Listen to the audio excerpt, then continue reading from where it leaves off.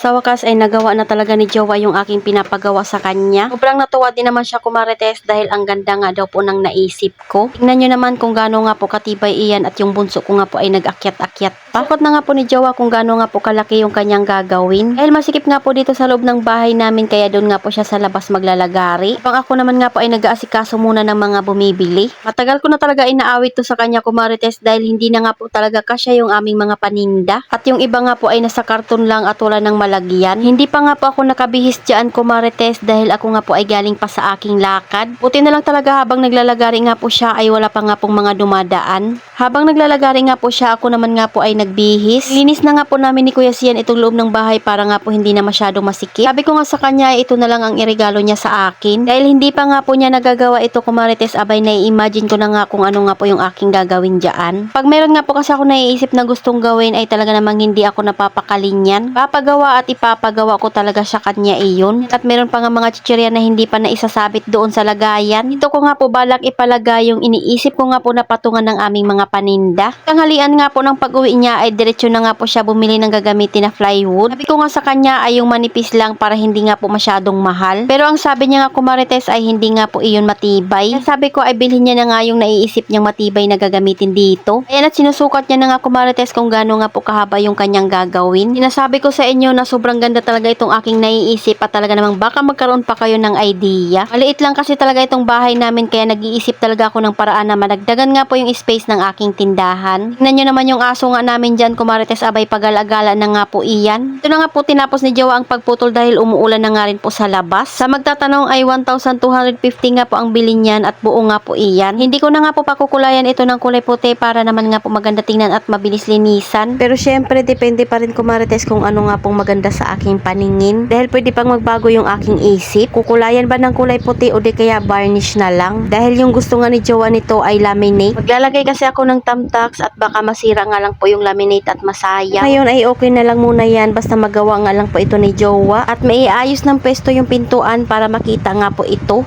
Pag ganito pa naman na excited nga po ako sa isang bagay, abay parang ang hirap ngang matulog at gusto ko nang tapusin yung aking mga gagawin. Kaya lang syempre kailangan nga rin po nating magpahinga.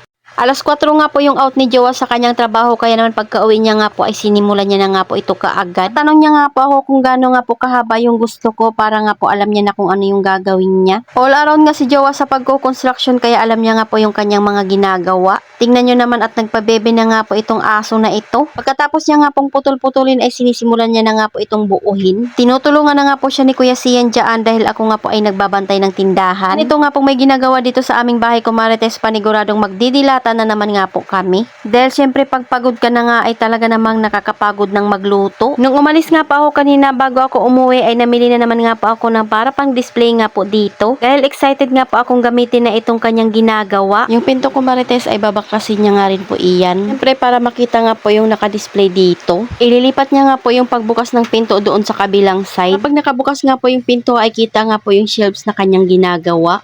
Naiisip nyo ba kumarites kung ano nga yung aking naiisip? Excited na nga rin po talaga akong ipakita sa inyo yung pinaka-final product nito. Maliit nga lang po itong space ng bahay namin kaya naman talaga madalas akong nag-iisip kung ano nga po yung aking gagawin dito sa loob ng bahay. Sabi ko nga sa inyo na nagkakaroon nga po ako ng idea sa tuwing ako nga po ay naglilinis. Sa naman nga po na masaya nga po yung pader dyan at maging tambakan lang yung pinakagilid ay gawin na nga lang po namin ito. Para lahat nga po ng aming mga paninda ay meron nga pong mga patungan. Mas maganda kasi talaga tingnan pag meron nga po sila kanya-kanyang mga lagayan at hindi nga po halo-halo tingnan. Makikita mo nga rin kung ano nga po yung kulang at kung ano nga po yung wala kang stock. Sa ganoong paraan ay makakapamili ka nga po kaagad. Minsan kasi kung halo-halo nga po yung iyong product ay hindi mo nga makikita na wala na pala yung iba. Kaya ang ending ay nauubusan ka ng iyong paninda. Sabi ko nga kay Jowa para mapuno nga po namin itong shelves ay pwede nga namin bilangin yung mga barya na iniipon namin. Para maibili nga po namin iyon ng grocery. Kaya naman kami nag-iipon kumarites para pag kailangan nga po namin ng pera ay may mandudukot nga po kami.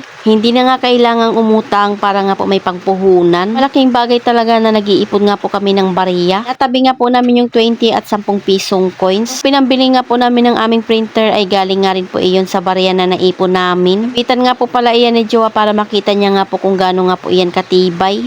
So ayan kumarites, at nagkakaroon na talaga siya ng itsura. Hindi ko na nga pinapakita sa inyo yung ibang mga video, abay baka maboring na nga kayo sa kanyang ginagawa. Excited na nga ako kumarites na punuin nga po ito ng mga paninda. Alam ko nga na pati kayo ay magugustuhan nyo nga itong aming ginagawa. Lalo na talaga pag magkaroon na ito ng finished product. Di bali na nga marami akong liligpitin kumarites basta matapos nga lang po ito ni Jowa. Ang gusto ko kasi nakakakita ng mga tindahan na meron nga pong ganito. Shoutout po pala kay Maribel Magyaya. So hindi ko na nga patatagalin kumarites ito, at tapos na nga po ito ni Jowa. Tingnan nyo naman, at si Panda na nga po yung nauna dyan. Para masubok nga po na matibay ito, ayan, at pinaakyat nga ni Jowa si Bunso. O diba, at nahihiya pa nga siya magpakita dyan kumarites. Ayan, at bibitinin ko na nga muna kayo kumarites. Salamat sa panonood, follow for more, God bless us, at sana i-share nyo na nga rin po itong aking video.